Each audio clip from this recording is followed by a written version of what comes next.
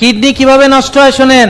চিনি বেশি থাকিলে কিডনি নষ্ট হবে, প্রেসার বেশি থাকিলে কিডনি নষ্ট হবে, প্রদাহ বেশি থাকিলে কিডনি নষ্ট হবে, বেশি ওষুধ খাইলেও কিডনি, ব্যথার ওষুধ, এগুলো আরো অনেক ওষুধ আছে, কিডনি নষ্ট হবে। তাহলে খেয়াল করেন, কেমিক্যাল কিডনি নষ্ট করে, ওষুধ কিডনি নষ্ট করে, প্রেসার নষ্ট করে, ইনসুলিন বেশি থাকলে, ডায়াবেটিস বেশি থাকলে, প্রদাহ বেশি থাকলে নষ্ট হয়। তাহলে 6 বেলা চিনি খাওয়া আর ওষুধ দিয়ে সেটা কমানোর চেষ্টা করা হচ্ছে, পুরো কিডনির 12টা বাজিয়ে দেওয়ার চিকিৎসা। তাহলে ডায়াবেটিস রোগী কেউ 15, 20, 25, 30 যে কোনো একটা বয়সে গিয়ে ডাক্তাররা বলবে এই আপনার কিডনিতে সমস্যা চলে এসেছে, কংগ্রাচুলেশন। কারণ অনেক দিন ধরে দুজন মিলে চেষ্টা করছে কিডনি 12টা বাজাবে, এখন পারছে।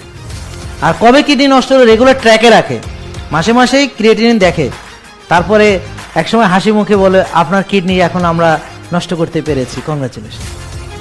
নাকি বুঝেন নাই? তাহলে কিডনি ভালো রাখতে হলে কি করতে